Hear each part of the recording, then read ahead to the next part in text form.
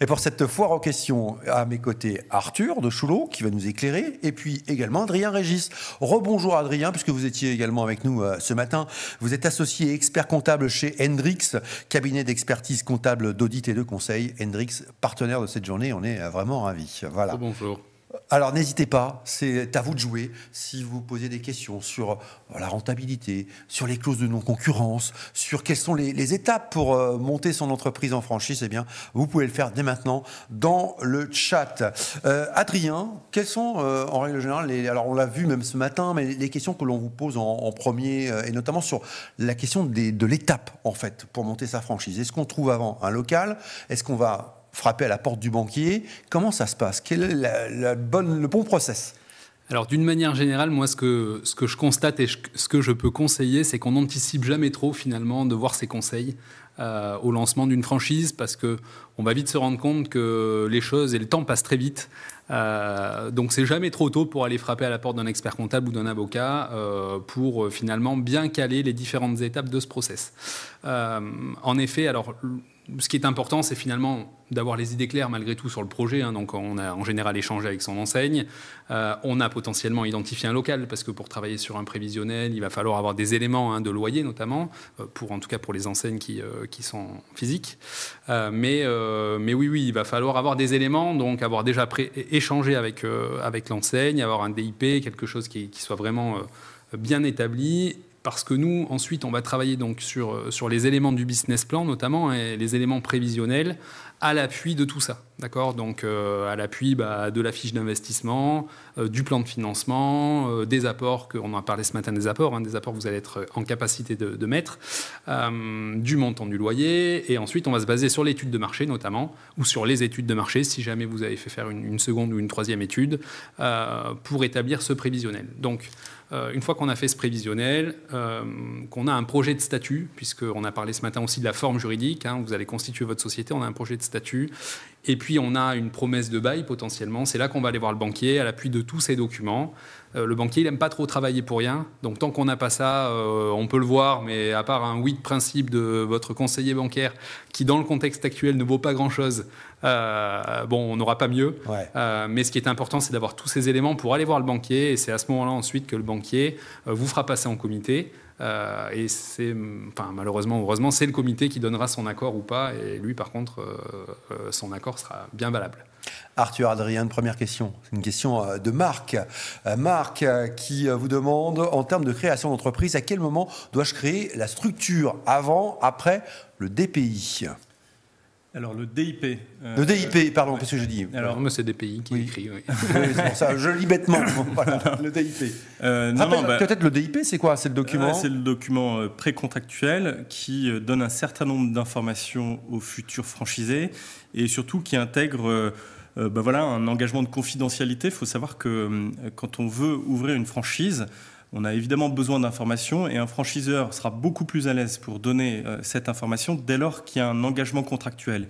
Et c'est un peu le sens de ce DP qui est engageant, mais on peut le signer, on le signe sans flux financier en fait. Donc moi j'engage les gens qui ont envie ou qui ont trouvé une franchise, qui ont envie de creuser, à aller signer ce DIP, parce qu'il y a un engagement de confidentialité, et ensuite, du coup, on peut décliner. Donc, pour ce DIP, non, il n'y a pas besoin de structure juridique, en fait. Pour moi, la question de la structure juridique, elle vient vraiment presque à la fin, en fait. Vraiment à la fin.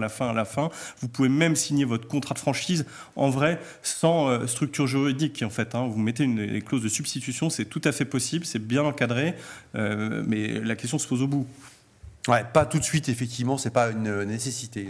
Non, et comme le dit Arthur, ça arrive vraiment à la fin, c'est-à-dire que en général, pour créer la société, il faut déposer son capital social, et son capital social, on le dépose auprès de la banque qui vous finance le projet. Voilà, exactement. Donc, on est vraiment en fin de process. D'accord avec tout à l'heure ce que nous a présenté Adrien sur les différentes étapes lorsqu'on crée en franchise. Oui, alors moi, déjà, première étape, non, je suis complètement d'accord. Effectivement, il faut être bien accompagné, il faut l'anticiper. Moi, ce que je dirais, déjà, évidemment, ça peut paraître bête, mais il faut trouver son enseigne. Il faut vraiment prendre le temps de rencontrer son enseigne, rencontrer ses franchisés. C'est le point numéro 1. Ensuite, il faut, derrière, dans la plupart des cas, trouver un local immobilier. Et puis, une fois qu'on a le local, aller chercher des financements. Moi, ce que je conseillais à mes franchisés, c'était de prendre contact déjà avec ses partenaires bancaires en amont pour préparer le terrain, être sûr que globalement, je vais à peu près cocher les cases et surtout mettre dans la boucle l'expert comptable ultra rapidement, quoi, en fait, clairement. Julie vous pose une question que l'on va découvrir tout de suite. Est-ce qu'un expert comptable peut m'accompagner sur le sujet des aides de création d'entreprise? Adrien? Oui, bien sûr, on est en effet énormément sollicité à ce moment-là, puisque on a aujourd'hui en France un certain nombre d'aides qui accompagnent la création d'entreprises sous forme de financement qui vous sont accordés soit en cash à la création de votre société, soit sous forme de rente mensuelle, ce qui vous permet finalement de ne pas vous payer et de ne pas vous rémunérer pendant les premières années de la création de votre société. Et puis d'exonération aussi de cotisations sociales quand vous êtes principalement demandeur d'emploi. Donc potentiellement, vous avez bénéficié d'une rupture conventionnelle si vous étiez salarié. Vous êtes donc inscrit auprès de France Travail et vous pouvez bénéficier donc d'aide à la création d'entreprise. Votre expert comptable peut vous accompagner là-dessus, oui. Arthur, un complément? Ouais, moi je trouve ça génial parce qu'en France, il y a plein de guichets. Donc on est dans un pays qui finance beaucoup, contrairement à ce qu'on pourrait croire. Et je crois que c'est Jean-Pierre Nadir ou Alain Veil qui le disait tout à l'heure. La première subvention de France, c'est quand même Pôle emploi. Alors, petite précision, moi j'ai toujours trouvé, et je le conseillais à mes franchisés, faites l'effort d'aller obtenir des prêts de financement auprès d'associations. Il y en a plein, il y a le réseau Initiative, il y a le réseau Entreprendre.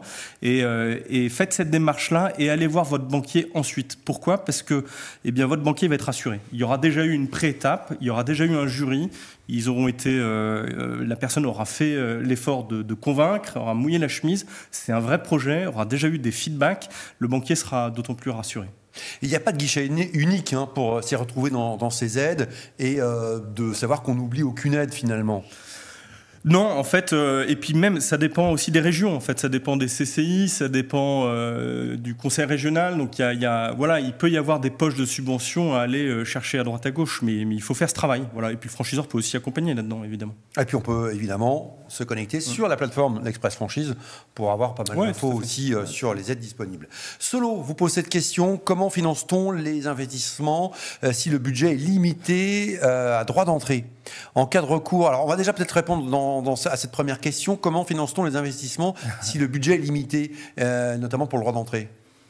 Alors, je ne sais pas si je la comprends bien, mais on va dire que le droit d'entrée fait partie des investissements, globalement, puisque derrière le droit d'entrée, on a un certain nombre de services qui vous permettent de vous lancer et de lancer votre franchise.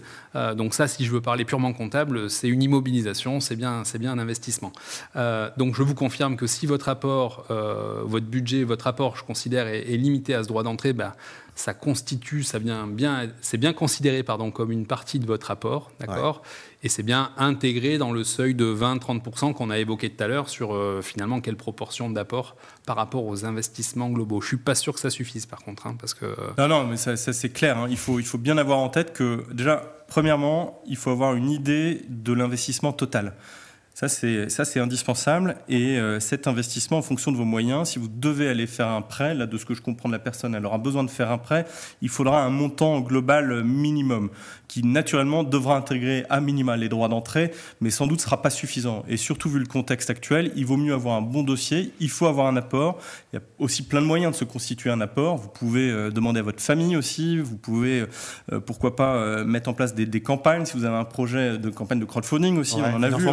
Bien sûr, on voit des choses. Donc, quand on veut, on peut, mais il faut partir avec une somme minimum. Sinon, vous n'y arriverez pas, en fait, très clairement. Si on peut voir la deuxième partie de la question, si c'est possible.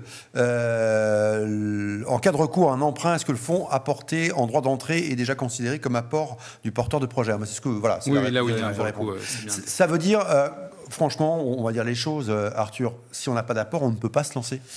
C'est compliqué. Il faut, il y a peu de réseaux qui ne demandent pas d'apport en fait, et même j'aurais plutôt tendance à croire que si un réseau ne demandait pas d'apport, je serais pas très à l'aise et je demanderais à creuser un peu plus parce que ça me semble pas possible en fait. Il y a des droits d'entrée, des franchiseurs ont des formations d'accompagnement à financer, etc. Donc il y a un apport et le droit d'entrée révèle un peu tout ça aussi. Ça me paraît essentiel.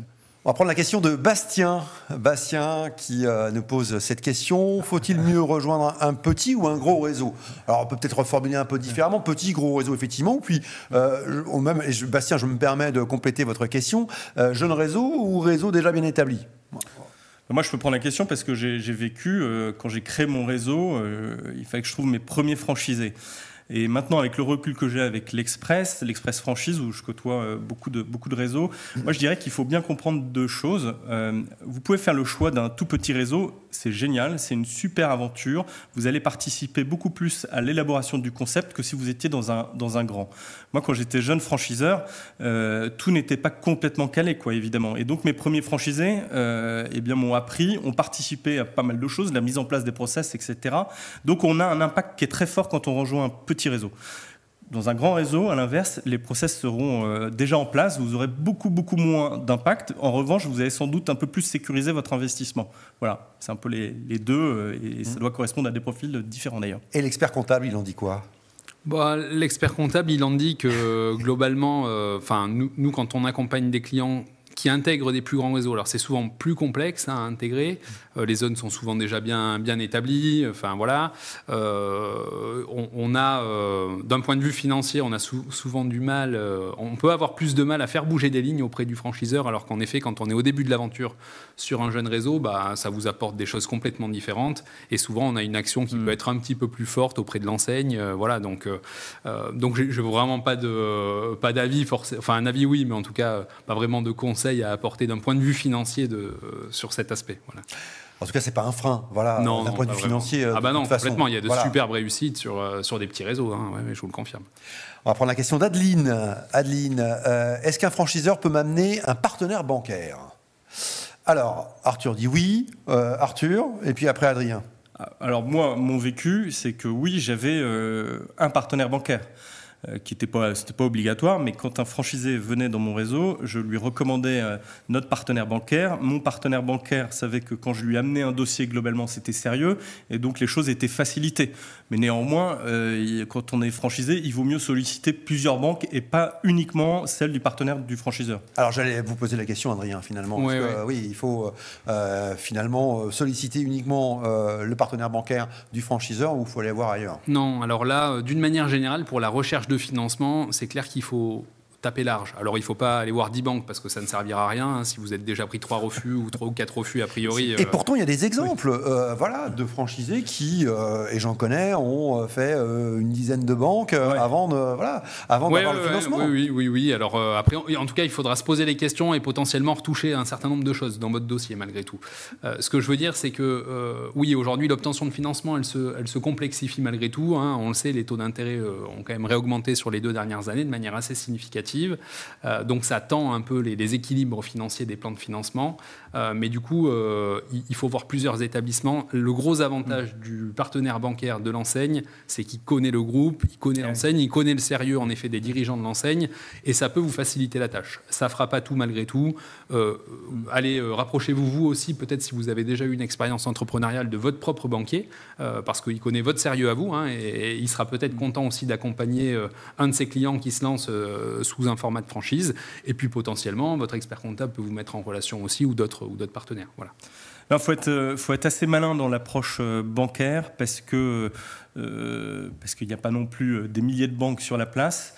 Donc quand on est franchisé, moi je leur disais, allez vous rôder une première fois, allez au contact d'un premier établissement bancaire pour vous apprendre à comprendre ce qu'il attend, à roder votre discours et puis itérer. N'allez pas voir d'un coup 10 banques, hein. Faites-le bien, une première, et puis ensuite allez-y crescendo et impliquez le franchiseur. Ouais. Et puis on peut le dire aussi, hein, on a des courtiers qui travaillent très bien qui peuvent aussi vous accompagner dans ce process-là. Franchement, ils connaissent, j'allais dire, tous les rouages des relations bancaires, de ce qu'attend un conseiller bancaire dans son dossier. Ils parlent le même langage. Franchement, je le conseille vivement. Ouais. Bon, c'est génial. Il y a beaucoup de questions. Voilà. Alors on est très très contents. Continuez en tout cas à nous poser vos questions, comme l'a fait Sylvain. ARC, alors Ars, Acre, ces aides existent-elles fonctionne-t-elle toujours? Alors peut-être le point, alors là c'est un peu technique, le point sur les aides existantes. Oui, alors je crois que c'est la même chose. Hein. L'ACRE et l'ARS, ça a changé de nom à un moment donné. Mais oui, c'est l'aide à la création et à la reprise d'entreprise d'une manière générale. Donc ça existe toujours. Ça concerne les personnes qui sont inscrites à maintenant ce qu'on appelle France Travail. Donc qui étaient soit demandeurs d'emploi, enfin au chômage, ou qui ont bénéficié d'une rupture conventionnelle. Il y a un certain nombre de conditions. Oui, voilà, c'est quand même assez technique. Et en général, si vous êtes inscrit à France Travail, il faut bien les solliciter avant de l'intégrer, j'allais dire, dans votre business plan ou dans votre prévisionnel, parce que c'est malgré tout pas acquis à tous les coups. Mais là ça rejoint la question du financement et puis des indemnités. Et quand on parle de Pôle emploi, premier financeur France Travail, pardon. Il y a quand même un truc, moi je trouve qu'il y a une astuce, on ne va pas dire ça comme ça, mais quand, par exemple, si vous êtes aujourd'hui salarié, négocier une rupture conventionnée avec votre employeur, ce qui vous permettra d'obtenir vos indemnités. Et puis surtout, ne cramez pas tout de suite vos indemnités par la recherche de franchiseurs. Moi, je recommande vraiment de trouver votre franchiseur en temps masqué, de façon à pouvoir démarrer vos indemnités quasiment le jour où vous allez ouvrir. Parce que derrière, c'est formidable. Vous allez vous donner un an et demi de financement. Vous allez être à l'aise. Alors, il faut vous mettre la pression quand même. Mais du coup, au moins, pendant un an et demi, vous avez une sécurité. Donc, n'allez pas prendre une rupture conventionnelle pour aller déclencher des indemnités dans le but de chercher votre franchiseur. Décalez le plus possible. Cherchez pendant... Voilà, exactement. Le soir, le week-end, etc. Prenez des jours, mais faites-le pendant que vous êtes salarié. On va prendre la question de Julien à présent. Julien, est-ce que l'expert comptable peut m'aider à travailler le BP ? Oui, bien sûr, c'est un de nos rôles essentiels, j'allais dire, à la création d'une franchise. Donc, on va travailler le BP ensemble. Alors, en s'appuyant sur l'étude de marché pour la partie chiffre d'affaires, en fait, quand on fait le BP, il faut donner confiance au lecteur du BP, du business plan, donc notamment le prévisionnel. Moi, ce que je vous invite à faire, c'est plusieurs versions. Une version objective, une version pessimiste et une version plutôt optimiste. Voilà, en disant finalement, est-ce que je peux encaisser des coûts et si jamais il y a des perturbations, jusqu'à quel niveau ou jusqu'à quelle baisse de chiffre d'affaires est-ce que je vais arriver à couvrir mes charges. Voilà, ça c'est important. Alors quand vous allez voir le banquier, c'est plutôt la version optimiste qu'on présente, de toute façon, et ça le banquier il le sait bien, donc il va appliquer quelques abattements de principe, on va dire, sur les chiffres que vous lui annoncez. Mais voilà, faites plusieurs versions, c'est important. L'expert comptable a un rôle à jouer là-dedans, c'est clair.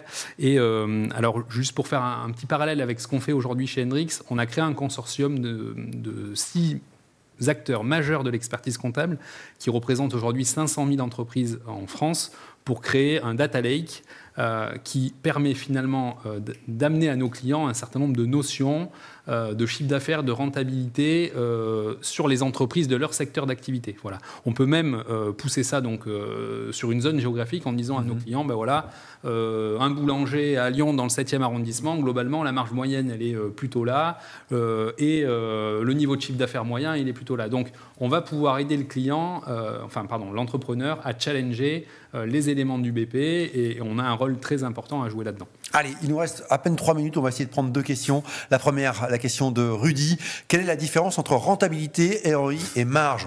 Très bonne question, Rudy. Alors, par contre, il va falloir faire court. Ça va être compliqué alors. C'est le défi, je vous lance un défi. Non, la rentabilité, c'est globalement le résultat que va vous laisser votre activité. Une affaire rentable, c'est une affaire qui sort un bénéfice net positif. Après, il y a un certain nombre de notions complémentaires là-dedans. Une des premières composantes de la rentabilité, c'est le niveau de marge. Sans chiffre d'affaires et sans marge, que la marge soit en pourcentage ou en valeur, globalement, ça ne fonctionne pas. Dans le contexte actuel, et même si, une grosse partie de la marge peut être gérée par le franchiseur, il faut être très attentif à maintenir ces taux de marge. On sait que les coûts augmentent et que potentiellement, ça doit être répercuté sur les prix de vente. Voilà.